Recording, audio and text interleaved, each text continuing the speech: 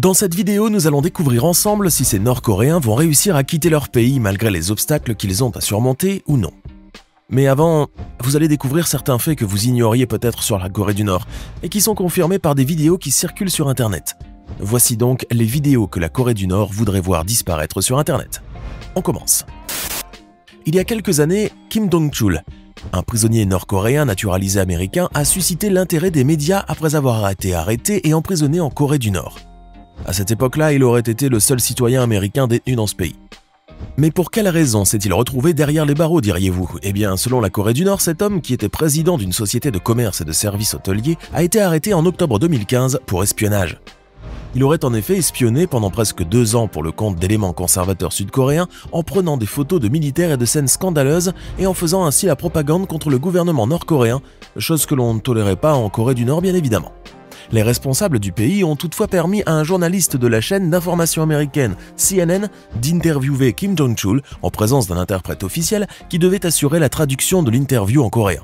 À cette occasion, Kim Dong-chul, qui se disait être un résident de Fairfax en Virginie, avait appelé le gouvernement américain ou sud-coréen à le sauver. On se demande depuis ce qu'il est advenu de cet homme.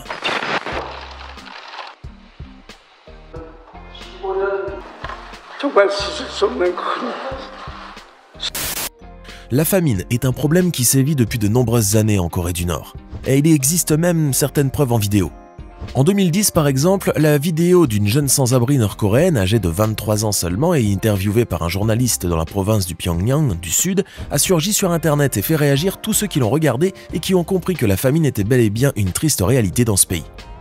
Sortie clandestinement du pays, la vidéo montrait cette jeune fille dans un état lamentable, visiblement affamée et répondant aux questions du journaliste d'une voix faible, l'air hagard. Elle déclarait qu'elle venait de perdre ses parents, la maison dans laquelle elle vivait et qu'elle s'était retrouvée à la rue. Alors qu'est-il arrivé pour que cette pauvre jeune fille se soit retrouvée dans cette malheureuse situation? Comment subsistait-elle à ses besoins et de quoi se nourrissait-elle au juste?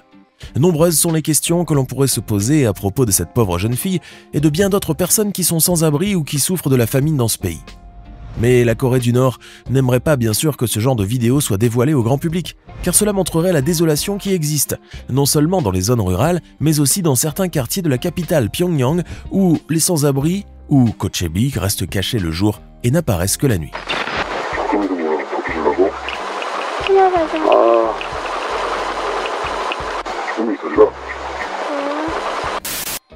Parmi les scènes qui dévoilent aux yeux du monde entier ce qui se passe réellement en Corée du Nord, il y en a une qui est particulièrement choquante. Dans ce pays, en effet, des enfants âgés d'à peine quelques années ont été filmés en train de réaliser des travaux de dur labeur.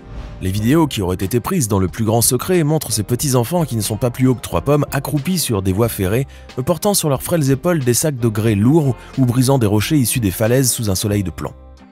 Ces enfants nord-coréens qui font ce type de travaux sont la preuve évidente que le travail des enfants existe encore malheureusement dans ce pays qui n'est pas encore membre de l'OIT, l'Organisation internationale du travail.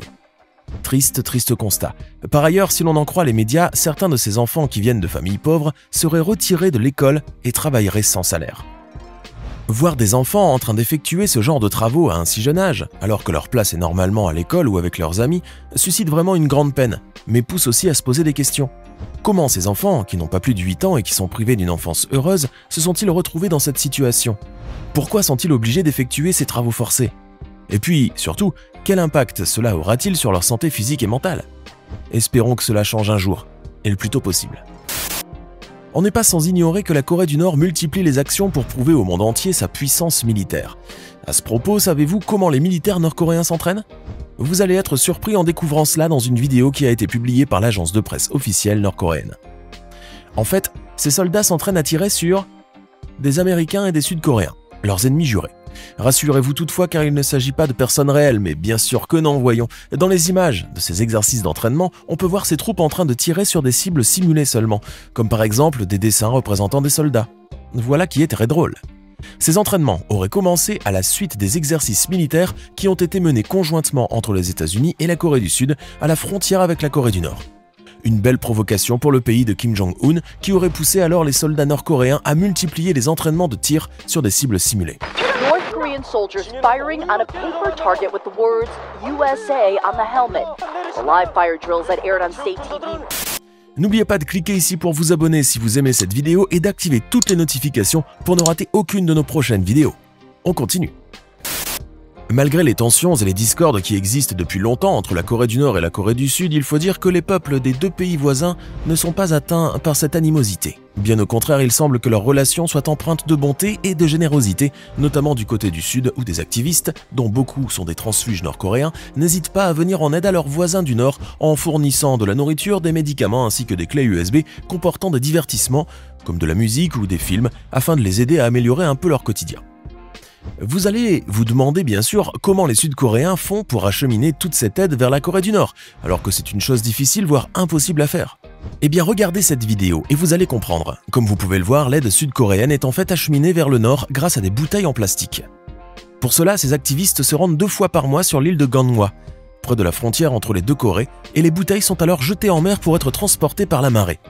Bien que ces choses-là nous semblent quelque peu étranges, il s'agit là d'une réalité que l'on ne peut nier. Et puis, hormis ces bouteilles en plastique flottantes, il n'y aurait pas d'autre recours pour envoyer de l'aide aux habitants de la Corée du Nord. 10 bottles being unloaded from a truck are half filled with white rice. A total of 850 bottles, each carrying one. Vous êtes-vous demandé à quoi ressemblaient les aéroports en Corée du Nord? Vous imaginez peut-être qu'ils sont bondés et pleins d'activités comme ceux de vos pays, n'est-ce pas? Eh bien laissez-moi vous dire que vous vous trompez lourdement. Cela peut vous paraître très bizarre, mais si jamais vous avez l'occasion d'aller un jour en Corée du Nord, vous risquez de vous retrouver seul dans un aéroport. Oui, j'ai bien dit seul.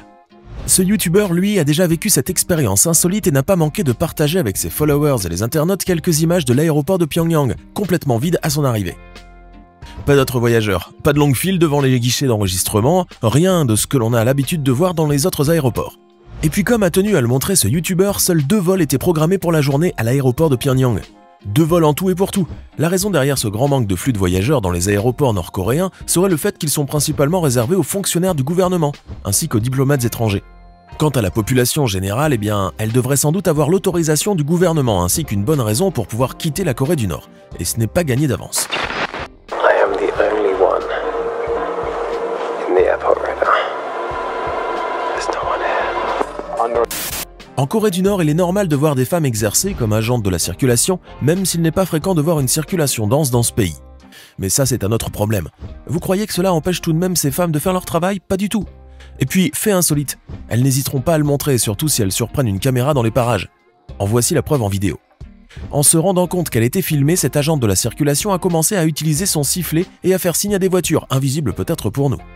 Avait-elle peur de se faire prendre par ses supérieurs, au point de simuler qu'elle était en train de gérer la circulation? Ça se pourrait. En tout cas, même s'il n'y avait peut-être aucune voiture, cette policière a préféré se prêter au jeu de la simulation plutôt que de rester les bras croisés.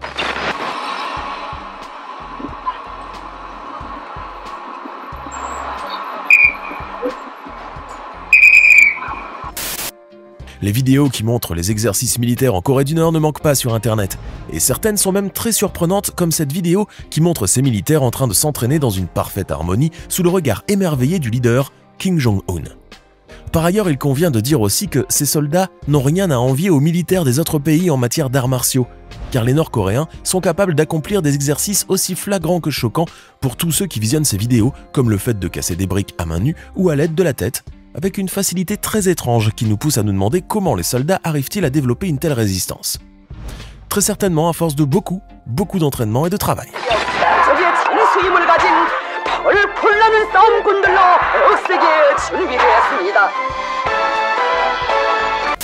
Lorsqu'il s'agit de programmes et d'émissions télévisées, les Nord-Coréens n'ont pas beaucoup de choix dans ce domaine. Autrement dit, on décide de ce que vont regarder les habitants de ce pays à la télévision. Il y a aussi le fait que les chaînes de télévision nord-coréennes ne fonctionnent pas toute la journée pour des raisons économiques ou à cause du manque d'électricité.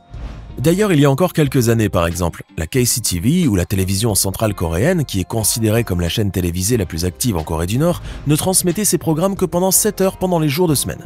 Mais revenons au programme. Si vous allumez la télévision en Corée du Nord, vous verrez principalement les images du leader actuel et de son père défiler continuellement à l'écran.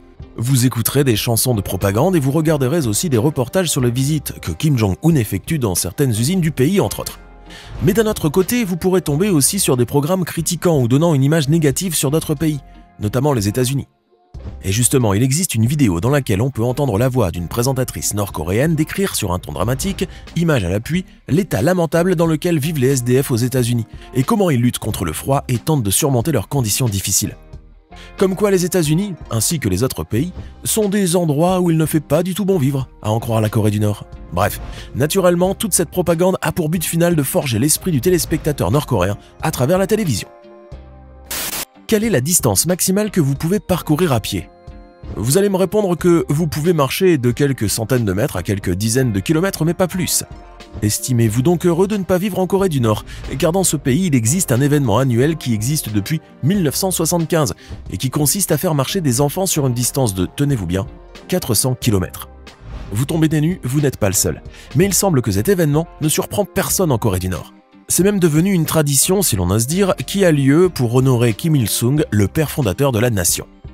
Selon la légende, ce dernier aurait lui-même parcouru cette distance à l'âge de 11 ans en faisant le voyage de son école au nord-est de la Chine jusqu'à son village en 1923.